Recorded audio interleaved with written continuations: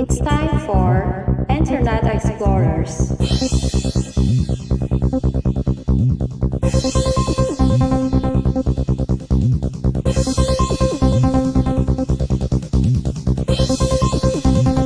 It's time for Internet Explorers.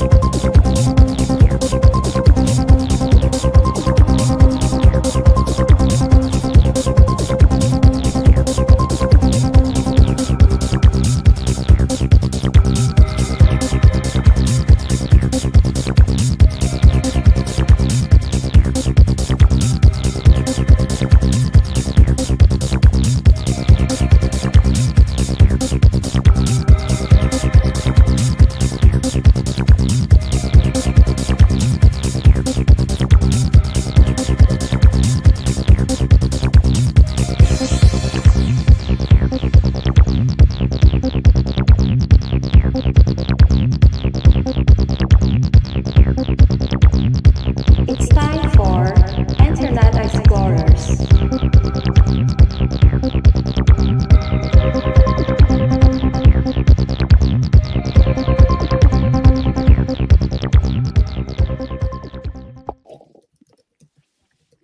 Pumping myself up. Chaos this morning. How are we here? I love it. I got coffee all over my keyboard, half the amount of coffee. Thought I'd use the music to get me jacked up a little bit here. Josh, you saw the crackly headphone. What's going on? But fuck, man! Like I got the sexiest mic I could find, and it's still crackly. So we got some troubleshooting to do. There's Josh just in there with his like Nintendo 64 blowing out the cartridge, trying to get it all not crackly. But yeah, anyways, we're back. All the Episode old school 55. Techniques. Episode 55, Internet Explorers. Hopefully slightly better audio than last time, but going to be a little bit less good. What is going on? I got like Siri yelling at me now too. We got Peace. Peace is back. Peace is back. Good morning. Good morning. We're live and online. Huge. Baby. It's already better. Just seeing you navigate the internet just feels great. Yeah, we were missing a little je ne sais quoi. Je ne sais quoi. All right. Well, yeah, I feel very together and prepared for the show, Josh. Love it. Like every show. Nice. Same. Yeah. Very excited to have Peace back. I feel like, just a little magic when he's surfing the internet. And in fact, this is where the whole idea for the show came from, was us just sitting there and watching Peace surf the internet on a big TV. And it's just enjoyable. So welcome back, sir. Thank you. Thank you. Nice. All right. Well, we got to get bigger screens. More big screens in every home. I thought I don't have any big screens in my home other than my computer screens. Apparently, most people still have TV. I don't have a TV. Jess watches TV on his iPad. Like, yeah. With my wife, we sit there, little iPad. I think that's very normal. That's super normal. Maybe it is. Maybe I don't know. Have kids. I don't have kids. I don't need to entertain them by putting them in front of a TV. Right. So I mean, the iPad does a good job of that, but that's true. It's what it's doing for me too, frankly. So when I'm on it. So all right. Well, we have a wicked show for you today. I think we were excited to have Dexter on today, and I think we did some promo around it. Unfortunately, he's unable to join us today, but we're very, very lucky to have Alex from Proxystudio joining us. So we're going to bring him up in a bit. Doing a bunch of fun stuff. I mean, he's kind of been somebody that's always been pushing at an edge. Wonderful human being. And they've launched this thing called Clanker Studio recently that you might have seen over Farcaster. So we're going to get into the details of that. And I mean, continue on with this trend of people doing cool things with agents. We're going to talk about Web 4. This is good. We'll talk about Web 4. I mean, Web 3's breaking out. We gotta look forward to what's next. Well, what happened to Dorsey's Web 5? Sunsetting. He's out of here. Right. I did see that. Yeah. Rest in peace. Too many. It was just a bridge too far. It just needed to. You can't go 3 to 5. We were barely in 3 when he launched 5. Man, it was a lot. AI 16C. Have we not talked about that yet. I don't feel like we dove deep Not into really. it, and I love that you just got Not really. like pilled on it recently. I finally did. It's funny the journey of like when I mean we'll talk about it. I'm not gonna. Yeah, we'll talk about it. Interface, a lovely C Club portfolio company, just killing it out there. So excited to dive into the latest there. Talked a little bit about Hyperliquid, but I think it's something that a lot of people, myself included, have a lot less info on. So excited to get into it. Gen Z app usage, 1,000 true fans. Oh, I love it when that topic comes back, and then the lightning round. So, is there anything big that we need to talk about before we get into it? Let's bring them on up. Let's go. Hello, Proxystudio. What's good? How's it going, Seed Club? Amazing, man. Well, thanks for hopping on last minute. I love when I can send a very late night DM and you're like, hell yeah, come on, let's do it. So excited. Yeah, man. Cool. Well, I mean, we've sort of had a few touch points, and I think people have been following your work. Maybe you've seen a few of the things you've been doing, but you've been fairly prolific in shipping recently. So, and my sense is that well, why don't you just introduce yourself here, because I'm not going to do a good job of doing it. Who are you and what are you working on? I'm Alex. I founded Proxystudio in February on Warpcast, and we recently shipped Clanker. Clanker Studio is just a kind of joke Twitter name, but Clanker is a experiment that technically a DAO called Proxyswap kind of incubated. Dish and I, Jack Dishman, are co-founders of a devco that are operating for Proxyswap DAO, and we're building in what I don't know what to even call this space. We're building with agents on social, and we're really excited about how basically everything is changing really fast. Understatement. Yeah. Do you want to get into, I guess, maybe your learnings from Proxyswap? I assume something there kind of led you to Clanker, or how? Yeah. Just where do you want to go? Well, and the intentions behind it, because I think you came at Proxyswap and the whole idea behind the devco with a little bit of a unique twist, I think. Yeah, so Proxyswap was a project that was incubated by two very new Warpcast communities. This network of Indian builders called Farcaster Builders of India, and Proxystudio, which was like my community, and we shipped a UniV3 fork on Degen chain. So this is about as like niche and kind of small time as it gets, I think, in crypto world. But we just wanted that to be a start. We wanted to build. I compensated devs out of my own pocket, and we created a token. And the token served as a funding mechanism. We got funding from another DAO in Warpcast. Just by doing a token swap. And then, for the next 7 months, we tried to build bootstrapped, and it was super.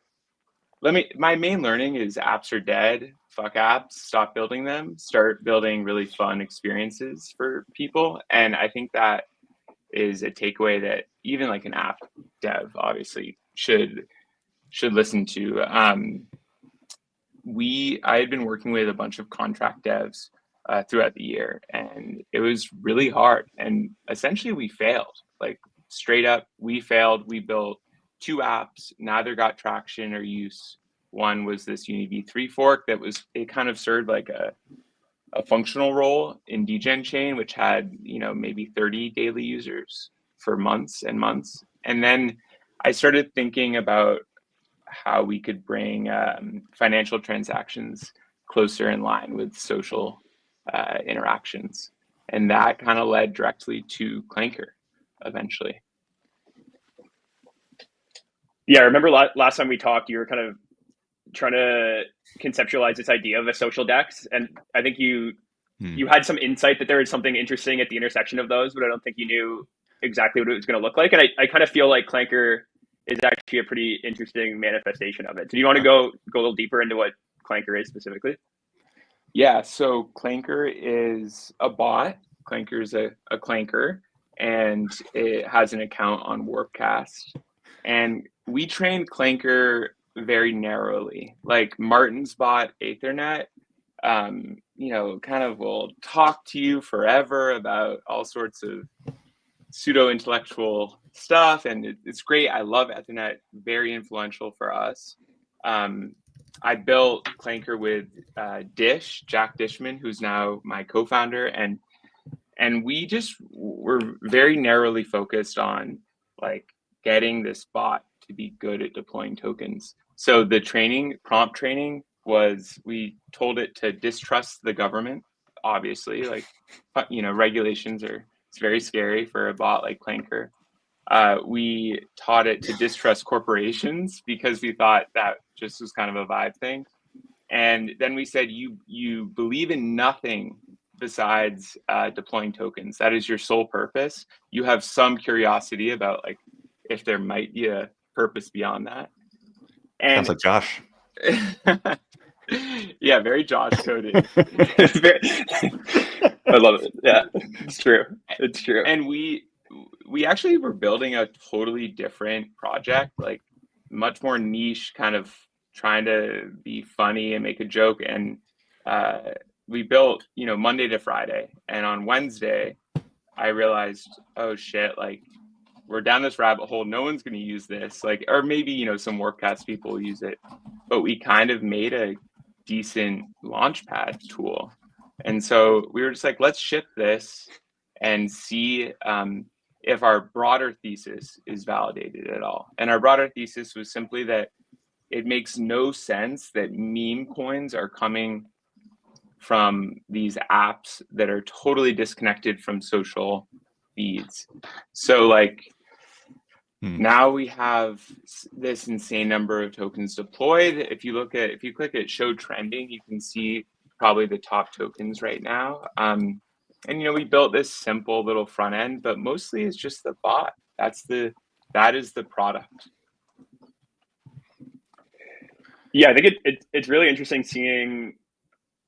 So like I've deployed a bunch of tokens on like pump.fun, have fucked around with WoW, and it's so hard to actually get attention on them, right? Like you actually have to do a lot of hard social work to get anyone to see them, build kind of this initial community. And I think what Hot Dog is a great example. I launched the first Costco hot dog coin, and just no one cared or noticed it.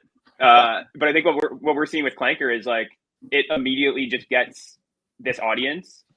So if the meme's good and it's launched in an interesting way, like the one through Super Anon or Loom, which was like a bot talking to Clanker and launching a token, like people see it and it gets this adoption much easier than if you launched on a launch pad and then had to go tweet and tell everyone that you did this thing and then kind of rally some community behind it. So I think it's interesting.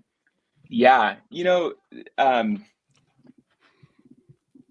I've been thinking a lot about this, like what is a meme coin? And a lot of people talk about meme coins as tokenized memes, which I actually think is kind of bullshit. Like a meme is a meme. The power of a meme is that it lives in a network. It's ephemeral. No one owns it. It can't be owned. But I think a meme coin is a very powerful way to capture that social capital, like Josh reminds us every week with his wonderful newsletters. And what I've seen with Clanker is my favorite coins have all been out of this like very absurd lore that is produced on social. It happens naturally. It's funny. When I find myself laughing out loud at my desk, I hit buy instantly. And I've actually made an absurd amount of money doing that. Not that I'm like selling these Clankers, but it's fun. And that has a velocity that is way more important than like, I think basically any metric that we can look at is people having fun. Weird, fun. Those are the things that sort of stick out. I think it is interesting to think through like the implications of token launching and social coming together. And because I think we've seen attempts at this, like in many ways, Zora with sort of framing, Zora as Instagram, but on chain is a version of this, right? You're sort of bringing social and the token is this thing. But I think we've seen that the volatility, shall we say, is actually a huge benefit to these sort of communities. And so, ERC20s or meme or, tokens or instead of NFTs seem to be a lot better. But, there is sort of this whole like reality of drowning in tokens, etc. And I think many people are trying to take this approach of like being a lot more curated. But it's interesting to see just how Seed Club is actually one of those people that's trying to be a lot more curated. But it's interesting to see what happens when you just have very, very low friction, a social context, and a high volume of tokens, because the market is going to figure them out. And so we'll have a massive long tail, but some of these things will pop off. And I think the idea of it happening within a social context that is self-referencing and growing is big. So like, what does Twitter with an embedded token launchpad look like? And is that even good? Yeah. I mean, listen, I stopped thinking about like, is this shit good or bad a long time ago, in part because I was so sick of all of these people telling me like what Web3 was, what Warpcast or what, crypto is, and saying, yeah, this is why it's all great. And no one used their products. No one showed up and was like, this is great. And so to me, it's not great. It's just like straight up not great. It could be great, but it's not today. And I think that we live in a world with an ever increasing amount of tokens, and that is not slowing down. And that's totally fine. As like looking at Clanker right now, you're scrolling through, 99% of these tokens just simply won't go up. The first token I sold, like joining Farcaster, was my own Hypersub, which is Hypersub is this subscription subscription token platform. Johnny Nonlinear founded it. We've had Johnny on a few times, I think. Johnny is such a chat. I like have the utmost respect for him, and he introduces this time element to NFTs. And what I found is that people who were supporting me as I grew from 0 up were minting an increasing amount of time. So people are starting to mint like a decade worth of time to support Proxystudio. What does that mean? Does that mean like I owe them a newsletter for a decade? I don't think so. I think it means that like they want upside, and it's an expression of values. And that's very much how I think about these kind of like lore coins. I saw someone saying like folkonomics, like whatever word we use for it, this is our culture, and either we can make it fun and interesting and weird, or it can be slop. And it's us who have to determine that. Folkonomics. Yeah. That's the first time I've heard of that. Thank you. I think I saw it yesterday. I'll send you a screenshot. Alex, I like you saying that it's like, whether you like what's happening here or don't, like you have to just recognize that this is something that is happening and it's getting viral adoption and it's up and to the right. Wow. And it's like, yeah, go ahead. Oh, sorry. I think we got a bit of delay here on my end. Go ahead, Jess. Oh, sorry. I forgot what I was going to say. Sorry, I froze. No, I think it's just like, listen, it's really easy to say what people should be doing, right? And what we want them to do. But that's not how it works. Like we've gotten very used to having a lot of funding around highly speculative products. And by speculative products, I don't mean just like VC funded. I mean literally people saying, I think that someone will use crypto in this way. And I just find that really boring because it's never tested. These ideas are never challenged by anything real or practical. Whereas like a Memecoin launchpad, you're immediately challenged if you have users by just the practical demands of people using your product. And the thing that I've been kind of obsessing over is like, how do we build this product? How do we build a Clanker without forking Pump, which I just think is a road to a quick grave, because Pump is its own culture. Pump defines Solana. We're building in a very different ecosystem with a very different culture. And if we adopt just that playbook, we will die. We will Pump will come to base and just like wreck us in a day. So we need to build a new culture. We need to like make that new meta. Yeah, I remember as we were discussing Enjoy and I talked to some of our supporters, there was a lot of pushback on it. because of the fear of what Seed Club sort of leaning into speculation would mean for our brand or narrative and purpose, I guess. And my pushback to that was our purpose is to run to the edges to learn, and ignoring speculation is a very silly proposition. So I think like just this leaning into the new meta and leaning in.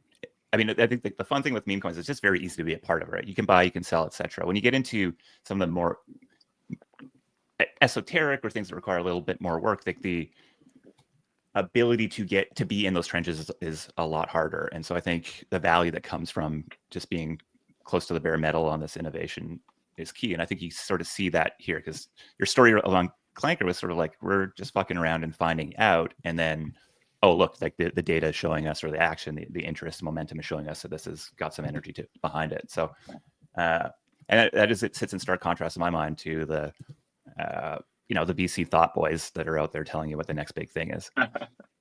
Yeah, I have worked with a lot of VCs. One of the things I was doing pre Proxystudio was I was ghostwriting for a VC.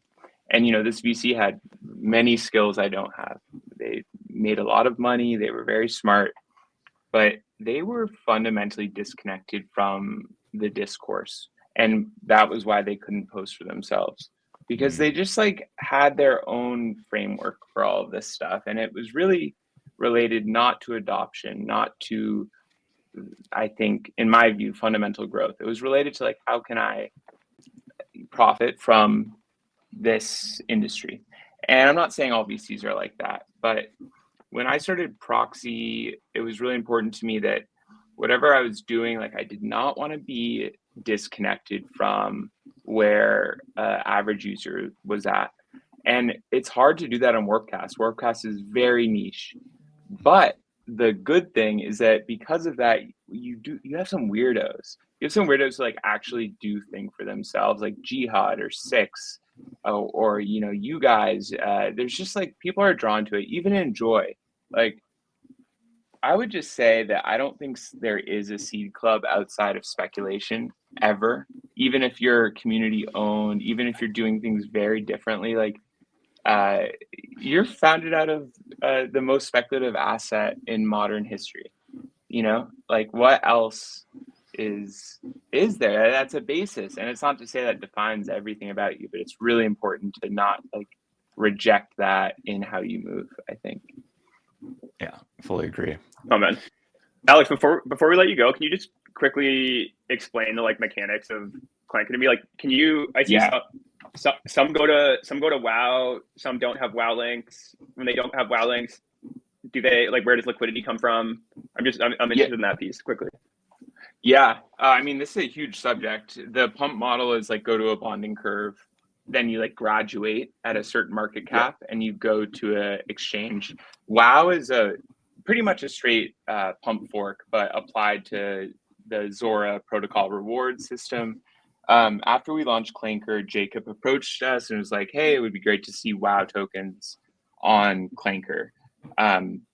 Our goal is to get Clanker doing a lot more on chain. So like a huge next step for us is how do we get swaps into the client and into social in a way that isn't as boring as clicking through a 7-page frame. All love to the Merkle team who, we're working on this.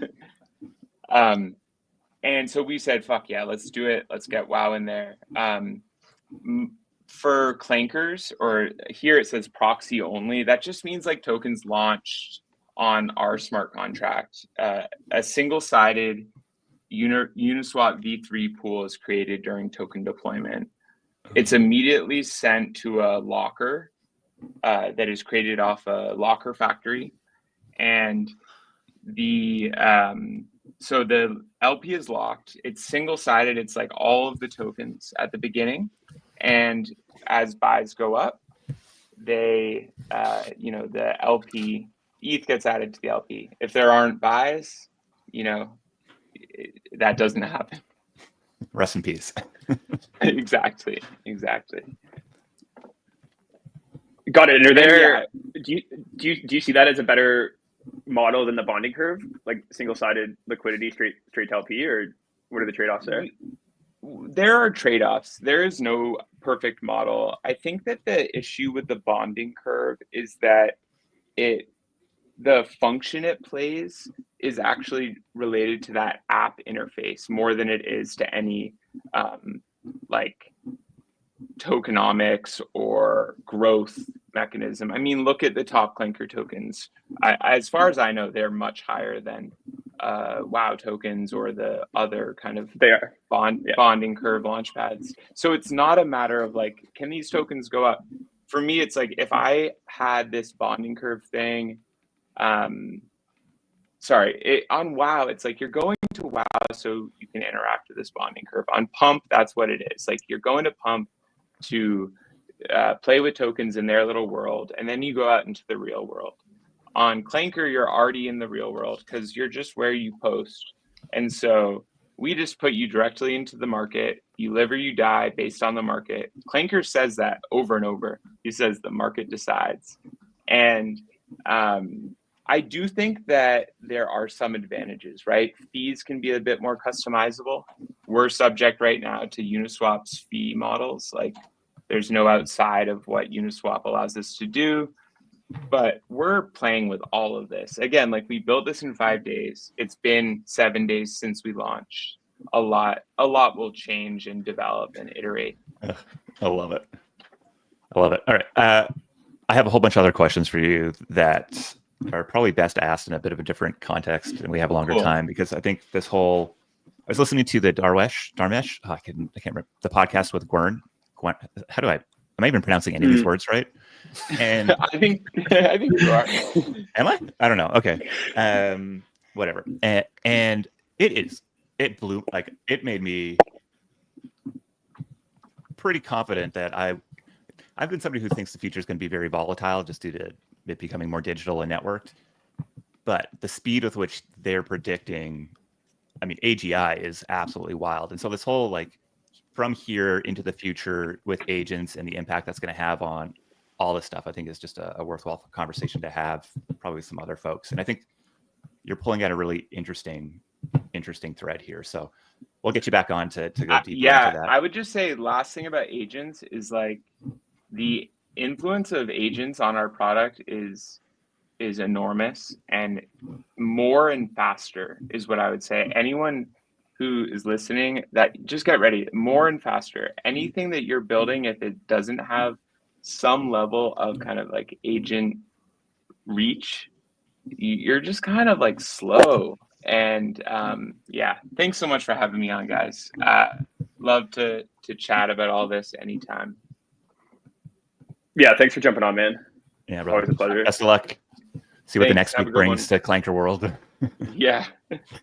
Cheers. Ciao, ciao. We should Really, cheers. we should link Peace, or if any of our teams listening, we should link that just the podcast you were talking about. We should get that into Seed Club Curated. That's a great call. Yeah. I wanted to listen to it first, and it's like 4 hours long, and I'm like halfway. I haven't What was checked it the yet. What was the podcast? I can bring it up. It is the.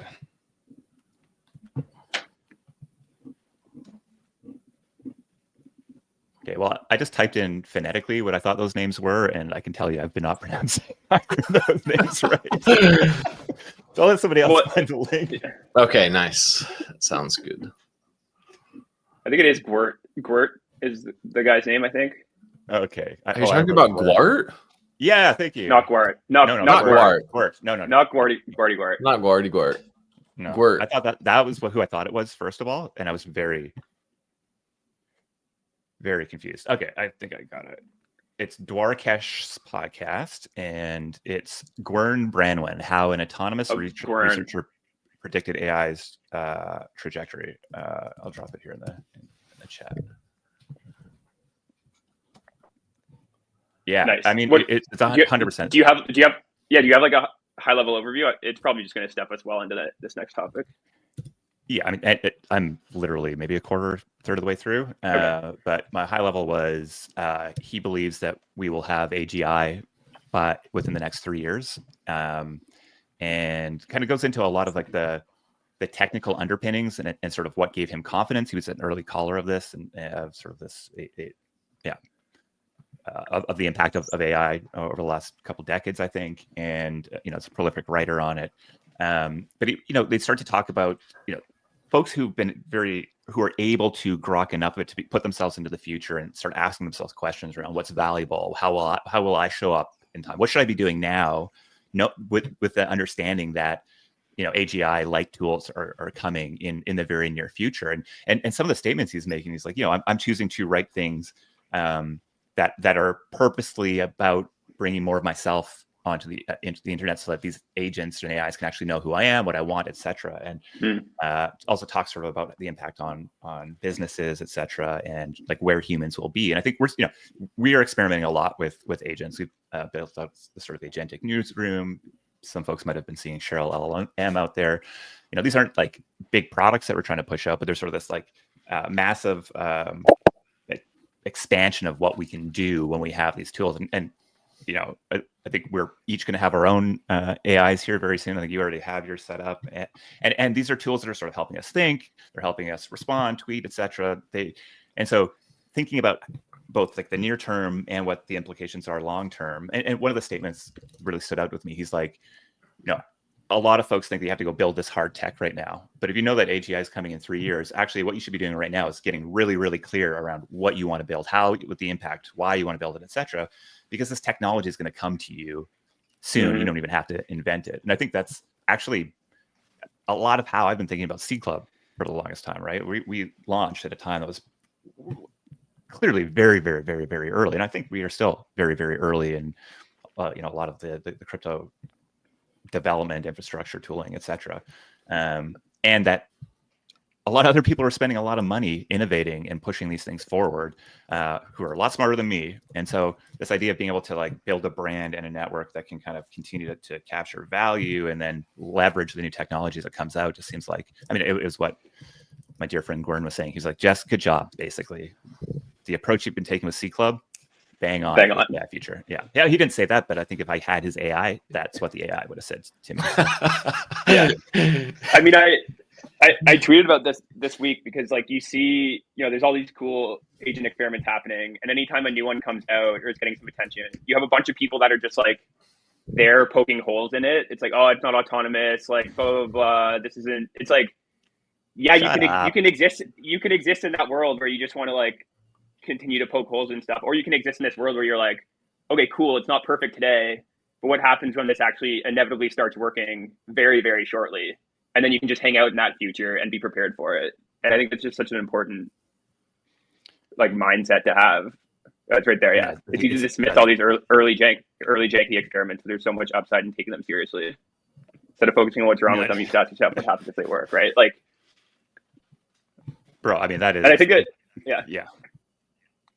And I think it steps us into this topic really well. So let's jump to Web4. So this is a really good post this week by Jeffy Wu, who's the guy behind Cerebro, who an agent that's, I don't know, has this really kind of crazy personality, dropped the PFP project, kind of really like pushing the edges of this like agentic kind of hyper media exploration. It launched its own token, like one of kind of the leading creative agents that's worth following. And really like, it's a great post. You should read through it. He kind of goes through the history of the web and, how Web3 is building on kind of these social foundations of Web2, and then Web4 is going to, introduce kind of ubiquitous intelligence, but ultimately build on the financial foundations of Web3 and the social foundations of Web2. And really his core point, if you scroll down a bit, is that he kind of looks at I guess OpenAI outlined these 5 stages of AI progress towards AGI. And I think they continue to say that we're kind of in level 2, but his point, if you're hanging out in Twitter, it's like very obvious that we're like firmly in level 3, which is this kind of agentic paradigm. And, to what we were just talking about, like, obviously there's a lot, they can get a lot better. They will get a lot better. They're not like generalized autonomous agents. They're good in kind of, specific contexts and, need the right constraints and barriers. But, like we clearly, they're improving rapidly, and we clearly have these autonomous agents acting socially, launching tokens, starting to interact on DeFi rails. So that's kind of his core point. And then we're also he suggests that we're starting to see some like level 4 behavior, mostly in kind of like the creative areas. Like, Truth Terminal creating its own religion, I think, is a form of that. Cerebro launching its own PFP project is a form of that. So I think just really his point is that it's not going to be this like moment where we're here and then tomorrow we have AGI. It's going to be all these kind of bubbling up experiments that at some point we're just going to be like, oh shit, like we're kind of here. So I think that's one of his core points. And I think the other one that's super interesting is just how ripe of a breeding ground crypto has become for these things with the permissionless rails. I think crypto has a culture that just gets off on the weirdest possible shit. So it's just like this great experimental kind of playground for this stuff. And I think he makes a similar point to what you were just talking about, where like the way that this stuff is actually going to get super useful in the world, and he actually likens it to electricity. It's not through the foundational models just getting better and better and better. It's by all these people building on top of them and figuring out the weird ways that they can plug into culture and be useful to us. So the fact that like we're now at this point where yes, the foundational models are getting better, but there's also all this like kind of cultural consumer experimentation that's happening on top of it with agents is actually this pretty like important tipping point. Yeah, fully agree. I think it's been interesting to see, because I think Botto launched an agent today, and and so I love that, because it was an AI thing before. Was it even AI? I mean, it's sort of like this human interaction point and the curation point. And I think that's what there's sort of this narrative, I think, that's bubbling up over the last little while, that sort of says that the like GPT-5 or training the next level LLM is actually not going well, right? They haven't seen the same sort of benefits to scale that they found out of previous models. And so it's led some people be like, oh, well, this is over, whatever, as it does. But I think the pushback that you see that I think is fair, and I think is recognized here, is that even if this doesn't advance another doubling or whatever is in functionality, what we have right now as a base layer for all this experimentation, integration, remixing, etc., could give us a decade's worth of innovation even on that. And also, I don't think that the true belief is that there is no more scale to come out of these LLMs. Maybe just a local max right now. And I think the other point is just how much humans are in the loop right now. And I feel like my mental model for how this stuff goes is it will sort of start low level, and so maybe we're dealing with content right now, and then through curation you're going to be able to help it learn better. And then I think as technology improves and as other functionality comes out, we're probably just going to step up as far as in the organization. But at every single point, curation from a human, and the end point being Steve Jobs being, what is his job? Just purely being a curator. And the future Apple is just a bunch of robots and a bunch of agents, and Steve and maybe Johnny sitting there saying yes or no to things. And so I think, to the point of like, how do you get into this, whether you're building or you just want to see what the impact on your future might be, you kind of got to get in there and start curating and making decisions. Otherwise, that sort of, and it's a very different way of acting. And I think it also should it broke my brain a little bit, because you guys are asking like what, training an agent thought partner for myself on tweets and conversations, podcasts, etc. that we've had. But I was like, yeah, but I don't have to just train this purely based on me. I could go get Paul Graham in there. Let me go get Fred in there. And all of a sudden I'm like, oh, so the future version of me on the internet, which is this whole other third version of me, literally is going to be, some aspirational remix of who I am, along with who I kind of admire or want to be. And that broke my brain for a little bit, right? Because it feels like you're sort of like this transhumanism type thing, right? Like there's very much the sense of it is creepy, man. Like, I mean, we have a portco that made a video of you, Josh, talking about something, a full video, AI generated, and you go, yeah, if I had a few beers, I think that I could have confused that for you. I mean, it looks like me. It sounds like me. It's weird. And I think it's kind of how we show up on the internet anyways, right? Like when we're like posting something, it's like I'm posting almost from this like third party perspective of like how I want to show up on the internet. But it's funny how much better you can probably get at that if you're like explicit about the things that you train it on. Because yeah, my experience with the agent that was trained on my stuff, I was like, this sounds fucking really lame. I hope I don't sound like this, and I probably do to some degree. So, but being able to like kind of separate yourself and like tweak it and really like play this curatorial role on your like digital personas, crazy path of exploration to go down. We'll get this link and the link to the podcast in Seed Club curated. So shoot us a DM if you're not in there. We'll get you in there. I think I already shared this one. Okay, podcast. Well, you should get in there. Nice. All right, nice. Let's jump to AI 16Z. So I think you've obviously all heard about it. I think we saw it like the day it launched, and I got it right off the bonding curve, baby. I bought a tiny. It's so funny because like when I saw it, and I think this is probably a lot of people from the outside's perspective on it is really just seeing it as this like fund that's going to go and trade meme coins. And when you go to the site, you see that it's trading at like 100x. They're like AUM. You're like, this is ridiculous. This is so overpriced. But I think the more you look into it, the more you realize it's actually not. It's really not this venture fund. It's just like, it's an attention network. It's this like agentic Schelling point. It's like a social network combined with, a fund combined with actually like an agent launch pad. And the more I kind of just dove into it, the more I just kind of realized how chaotic I think these three flywheels are going to play out when they actually start trading. So I think there's like, I kind of broke it down. There's this tech flywheel that they have, right? So they've open sourced this framework for launching agents called ELIZA that many of the kind of leading experiments are using and contributing to. So it's like, it's becoming this no-brainer tech stack to use if you're launching an agent. So it's like, more people start building on top of this tech. That techs get bigger. You can also actually, if you're building on the ELIZA tech, you can contribute 10% of your token supply to the DAO and become like an official portco and kind of get the support of the DAO. So there's like a really powerful tech flywheel there where it's like, that agent framework is going to keep getting better. More people are going to build on it. As more people build on it, more people are going to want, the exposure of this DAO. They're going to send 10% of their token supply. Attention of this thing is going to grow. So there's this really like powerful kind of tech flywheel there. I think the social flywheel is also really interesting. So they're building this like, I think what they call it, virtual trust marketplace. So this like reputation kind of social experience where you'll be able to go in if you're a token holder, suggest trades to the agents, and they'll track them if they think they're good, they'll execute on them. And then basically there's this feedback loop where, your reputation and like ranking on this leaderboard evolves based on how successful you are at suggesting these trades. And there's going to be a lot of like social value in having a high reputation and ranking high on this leaderboard. Like people are going to want to flex this, but also as your reputation grows, you're going to be the agents like, more consistently going to accept the things that you recommend it trade, which is probably stuff that you own.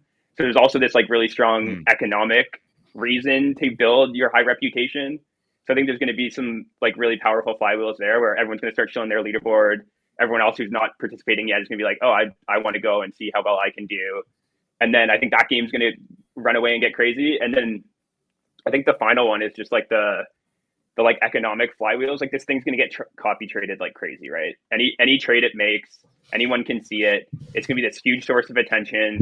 Tons of people are going to kind of pile on and start, copy trading it. It's going to help meme coins break out. Market reflexivity is going to kick out, and it's going to kind of be this like self-fulfilling prophecy. So obviously there's a bunch of stuff that they still have to, build and release for all this to work. But I think if it does, it's just going to get really fucking weird really fast. We're trying hard to get them on the show. So if you guys know them, anybody knows them at all, help us out, because I'm assuming that his inbox is just destroyed given the amount of attention that's coming through. But yeah, I think like I went through a very similar sort of thought process there. Not you went a bit deeper, Josh. That's why I love you.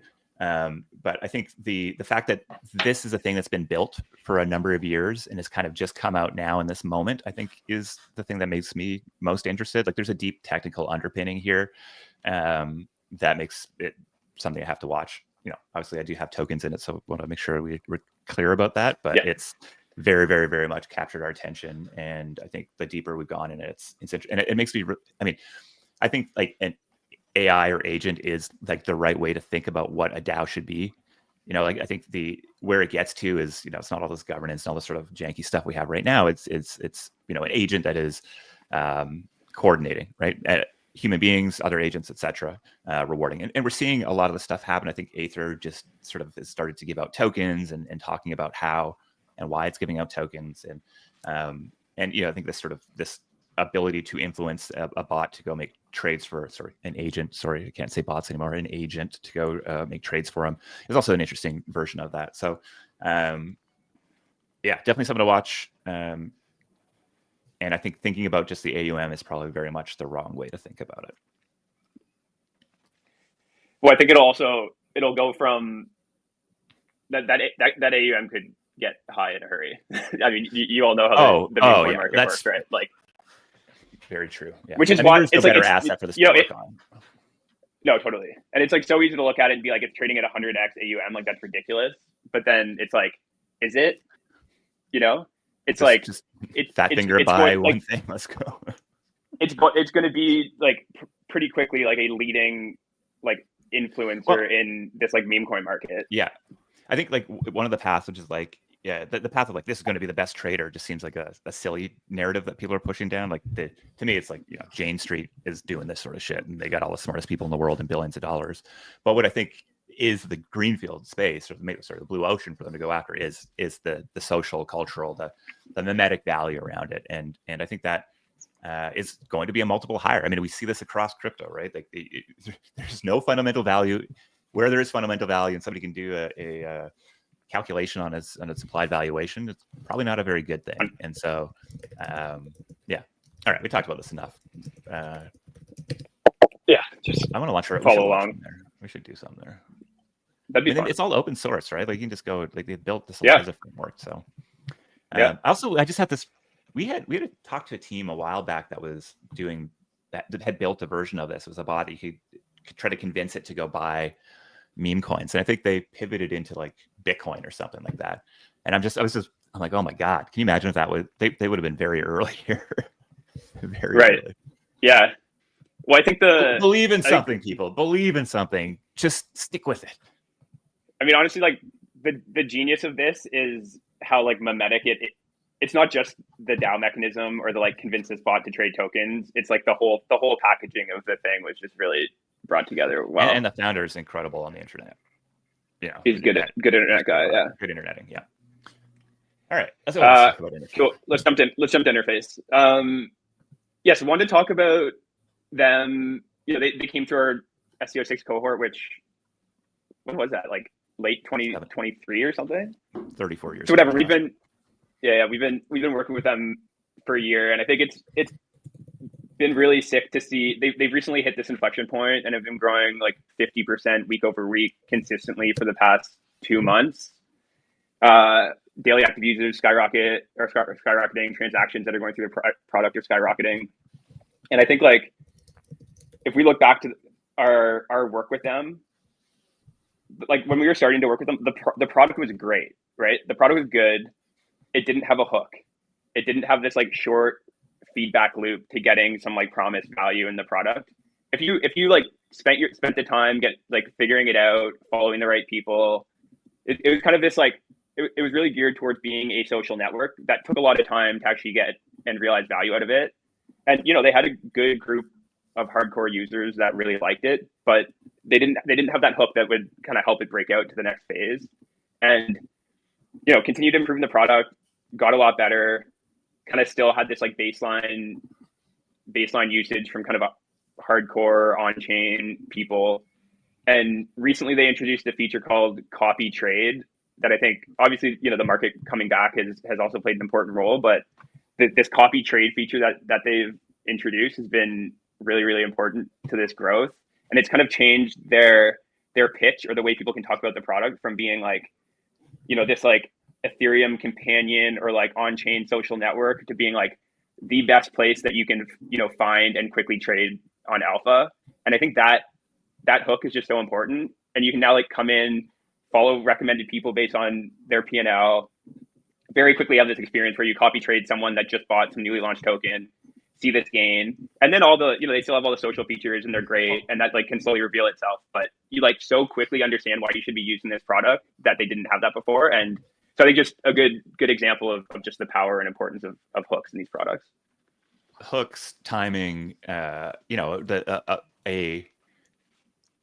team has a vision or an intuition, like when you talk to them, that they're sort of filtering things through. And I think that had done a ton of work behind the scenes to be ready for this. And so, I just, and looking through months of like slow growth and them still pushing ahead, and then to have this sort of thing click, it feels like, I'm not saying overnight success type things. I think they still have a long way to go, but the amount of work and things they tried ultimately put them in a position for this. And I think it is, shout out to everybody building to the bear market, right? Like there's moments when people care about this stuff, and it wasn't for the last 2 years, really. It is right now. And so I think those that have conviction and a vision and we're building towards it, I think are in the place to be able to benefit from it right now. And they're doing a lot of interesting things, right? Like fees get shared, I believe, with the right. people that you copy trade. There's sort of an economic model there. And I think it's still very, very early. And so there's an opportunity to build your social capital here as well. So, I'm just super stoked and proud of that team. They've been grinding really hard and, deserve all the 50% week over week growth that they have today, and hopefully even more into the future. So if you haven't used it yet, you're literally probably missing out on money, which is probably the best hook ever. Just get on there. It's the best hook ever. Yeah. FOMO and like make money and satisfy your FOMO or dampen your FOMO. It's great desires to tap into. This alpha chat that you got me in right now, Josh, is really, it's not dampening my FOMO whatsoever. So the more coins I see, the more FOMO I get. That's the problem. When you see too many, you're inevitably seeing a ton that are eventually going to break out, and then you just feel bad about yourself. It's better to just not look at anything. Yeah. It's not, but no, it's not, but it's weird, right? The psychology around this stuff, I think. Let's move on. Nice. Shout out Interface. Yeah, let's jump. Shout out Interface. Go use the product. Yeah, so Hyperliquid, just wanted to briefly talk about. So Hyperliquid's an L1 and decentralized perp exchange. So they call themselves best in class speed, liquidity, and price.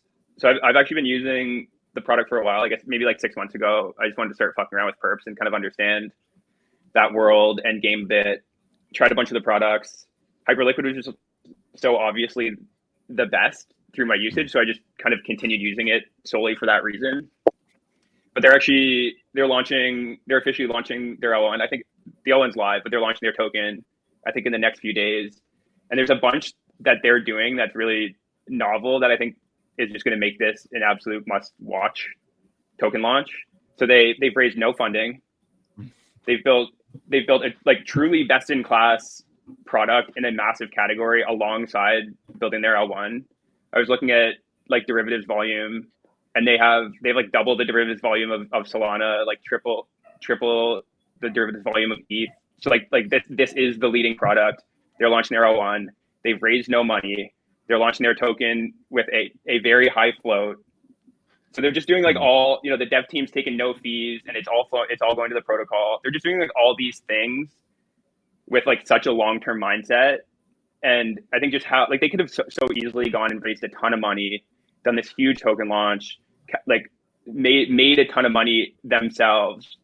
But you're sacrificing the long-term game, and really like what they're trying to go do is they want to be like the platform for like internet finance. I don't know. Yeah, the platform where all finance happens is what they said. And I think they've recognized, they actually took a lot of kind of cues from Bitcoin and just recognized like the importance of neutrality and the importance of like not having insiders on that journey. So I've just gone like, are just entirely long-term focused, sacrifice all these short-term gains, and are now doing a token launch in a way that is very counter to all of the stuff that, we all hate. So I think it's just, I really hope it does well and kind of becomes this blueprint for long-term minded teams. It's the, I think the they're starting off with the most lucrative part of the sort of crypto financial stack, right? Which is leverage, like the ability, the funding rates, et cetera. And so clearly a crack team. And yeah, I think, we haven't talked about this, but to me, I think this is like the one to watch that could really break the sex listing strength bullshit, right? Like if Hyperliquid A as an example of how you go launch a token that people love and want to buy versus just dump right away. So maybe this bull market saves all those infra tokens. I don't know. But I think moving forward, thinking about it being the place to launch your token and it being the sort of neutral place where you're not trying to, cozy up to the 7 guys that know CZ's listings teams guys, which is not hyperbole whatsoever. Like this is how these things get done. Could be incredibly transformative. So yeah, I hope they do well. Yeah, I think maybe next week. I think it's imminent. Don't know exactly when, but it's going to be interesting to watch. Love it. Cool. Let's jump to Gen Z app usage. So TechCrunch came out with a good article this week that just kind of highlighted some high-level trends and usage metrics across Gen Z in 2024. And I just think for anyone building in consumer, especially if you're building in consumer social, like you just have such a deep pulse on what Gen Z is doing. Like they're the influencers, they're the trendsetters. They're in this like transformative period of their lives when they're making more connections. They're more willing to try new stuff. I think Nikita Beer kind of famously shared that I think from the ages of like 13 to 20, every subsequent year, share rates go down like 20%. So like, if you're not going to market and targeting Gen Z, you're going to have to go pay for acquisition. And if you look back to like all of the breakout consumer products of the last, especially consumer social of the last like decade, they all went after young Gen Z audiences. So I think just having a pulse on what they're doing and what they're using and what they're not using, I think is really important. So there are a few things I pulled out. So one, Temu was the most downloaded app of Gen Z in 2024, which is just like, if you have not downloaded Temu and you're building a consumer app, go download it right now, because it's like Amazon meets some gambling site with like the way of trying to onboard people. It's crazy and phenomenal. But I never bought anything off it because it creeps me out a little bit. But I'm a premium like, user. give me money. They're like, here's $200. Yeah, I just logged in. What do you buy on? What do you buy on Temu? I haven't bought anything on Temu. I just look at it. Okay. Actually, me too. Yeah. Every single image used in Internet Explorers is 100% sourced from a Temu product. Oh yeah, I forgot. Every single image. Oh, that's dope. We gotta drop that. We gotta drop that thing. There's something wrong. There's something wrong with that website, but it's awesome that they're successful. I had no idea. I mean, I think the meta of this entire article is just like dopamine. So it's like dopamine centric e-commerce. I think the kind of new breakout like short form entertainment product is called Short Max, which I'd actually never heard of, but it's like if you slam like Netflix and TikTok together. So it's all these like hyper short form like dramas in this like swipeable interface. No, that's what was that thing called before? Like they raised like $1 billion. Quibi. It was Quibi. Yeah. Quibi. Yeah, I don't know enough about why Quibi didn't work. I downloaded this just to check it out and fuck around with it, and like the show, it's brutal. Like it is so bad. But like each episode, it's just like tons of this. But each episode is like 2 minutes long. You swipe down and you're on episode 2, and it's just these like, it's just packed with again like dopamine. It's like there's no filler, there's no character development. It's just like pure to the point, like dramas or thrillers or horrors or whatever. I love all these videos are like Short Max hack. Get free. No, but it's also coins. it's also very gamified. So there are coins. You have to use coins to unlock episodes. You can I think you can buy them, but you can also do quests or spin stuff to earn them. So again, it's like dopamine, right? Dopamine. A Trillionaire episode 3 is just dude. This stuff is. I watched 2 this morning, and I was like, it's sad that this has 20 million downloads from Gen Zs in this year, but It's whatever. not super Each bullish their on the own. future. Honestly, It's they're not, probably man. all reacting exactly like we are right now, being like, "What in the absolute fuck is this?" That's and true, then but, and then seeing that they get coins, and they're like, give yeah, me maybe it's the coins that are keeping people there, Josh. Maybe it is. Maybe it's Maybe it coins. is. Yeah, I have no idea. I don't know what retention looks like. I don't know what revenue looks like, but it was one of the Very most downloaded interesting. like entertainment products of 2024 by Gen Zs. Like a couple others that were interesting. So like Threads was by far the most downloaded Meta product, and it's actually just like dramatically outperforming Twitter, which I think is A just million funny new signups funny a week, for us. I think, right now. Yeah. So I need to go spend some time there and see what they talk about. I will say really. every time I see a thread recommended to me on Instagram, the first thing I do is I go check that user's Twitter, and they have 9 out of 10 times posted it to Twitter also. The exact I think thing. So it's like, I don't know. I'm skeptical. Well, I mean, I think the growth there is coming as a reaction to Elon and his political stuff. So, I think that's it's seen the massive growth there, but it is a very different it's very different than Twitter for sure. Like left wing Twitter or something. That's blue. I mean, I think it. No, I think there's a lot of like anti-Twitter stuff there, though. I think it's tough because the algo treats each text piece of each tweet or each cat, whatever the hell they call it. What do they call it on Threads? Each thread? That doesn't make sense. Whatever. Kind of like a TikTok video, right? So you don't actually have to have you're following and who follows you matters way less than what you're doing on app clicking. So I think everybody's experience will be pretty different, but there is a pretty strong, fuck Twitter, fuck Trump, fuck Elon sort of thing there, which is a great growth hack for them, right? And we've seen that with some of our other portcos as well. So, but growing, it was 1 million people a week or a day, something like that right now. So it's massive. Huge numbers. Yeah, huge numbers. I guess we're out of time, but yeah, 2 others. So ChatGPT, and there's this like ByteDance AI study companion called Goth that's apparently crushing it too. Honestly, a kind of thread here too is that like Chinese tech is crushing it. And then the last thing is just like all the kind of traditional streaming apps are just getting smoked. Netflix, Prime, all this stuff. Yeah. And what's smoked using what? Just in comparison, like all of this other stuff has like orders of magnitude more downloads.